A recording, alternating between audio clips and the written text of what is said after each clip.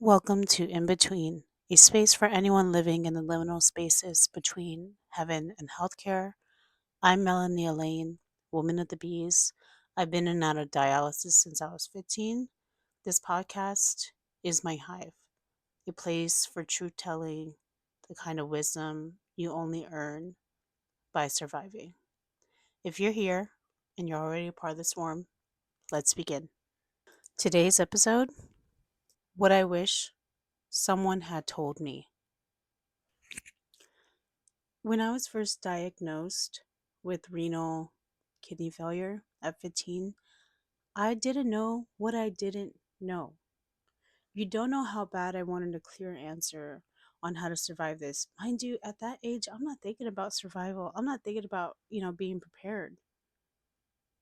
I wanted so badly someone to tell me, here's what's coming and here's how you'll survive it. So in today's video podcast, I'm saying those things out loud for the younger me and for anyone who needs to hear this. So, first, we're going to go into emotional truths. These are those things that you can feel more than you can explain. First pointer: it's okay to be scared. You don't have to be the strong one all the time. Second pointer: your grief is real. That's okay. Once you get the diagnosis, once the family starts to enmesh in the diagnosis with you, mourn the life you thought you'd have.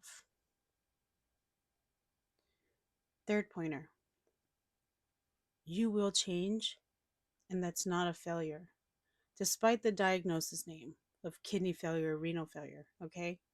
You are not a failure. Chronic illness reshapes the identity, but it doesn't erase you. It doesn't make you a failure. All right, for our final pointer for emotional truths, you are not dramatic. You're suffering physically. All that you're feeling, the fatigue, the mental load, the social battery just being low, that's real and you can't deny it. Practical truths. These are the things you wish someone just said plainly from the beginning. The first pointer for practical truths is chronic illness is a full-time responsibility. You can even relate it as a job. It will require your time, your energy, and your plans, and you aren't lazy for needing rest in between. The second pointer for a practical truth would be advocating for yourself is a skill that must be learned. Okay? Trust me, you'll get better at speaking up, saying no, and asking questions in regards to your healthcare and those around you who are supporting you. The third pointer for a practical truth is your care team is important. A good tech, nurse can change your whole day. It can affect your life and your healthcare from now on. So it's very important who you have around you. Now, moving on to the last point of a practical truth: your body is going to surprise you. Your body will surprise you. Some days you'll feel strong. It'll be one of those good days, and some days you won't. And you know what? Both are okay. Mental health truths. The first pointer is you're not weak for struggling. The second pointer is you don't have to pretend you're fine. Just because you don't want to say good morning, goodbye, you want a silent morning, it doesn't make it a character flaw. Please do not believe what people tell you about being socially inept when you simply do not have the capacity because you're conserving energy because of your chronic illness. The third pointer is you deserve joy, even in the middle of all this. Even when you're not feeling your best, you deserve joy. The fourth pointer is the mental health of an individual going through chronic illness takes a toll. The quiet battle, the loneliness, the burnout, the medical trauma, all combined, is no joke. Hopeful truth. As corny as it sounds, or impossible, the first pointer we want to go into, you will find your people. These are the ones who stay, who don't gaslight you, who don't use your medical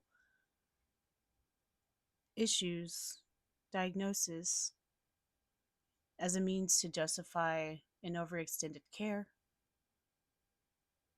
who understand, who show up without expectations, without using your medical diagnosis as an excuse to get out of their own dramas.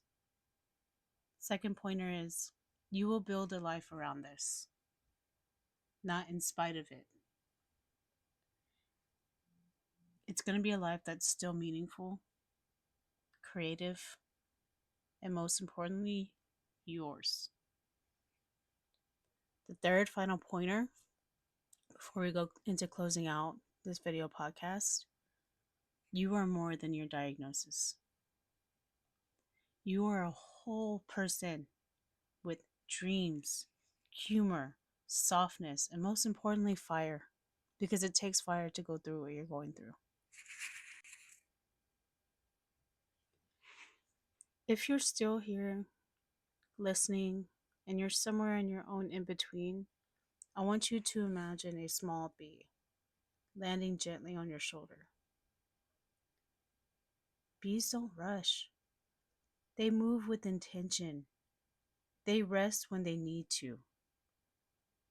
The return to the hive when the world feels too big is you. I wish someone would have told me that I didn't have to push through every storm, that the Creator intended me to be like the bee, gathering only what I can carry, leaving the rest for another day. May you remember this. You are allowed to rest.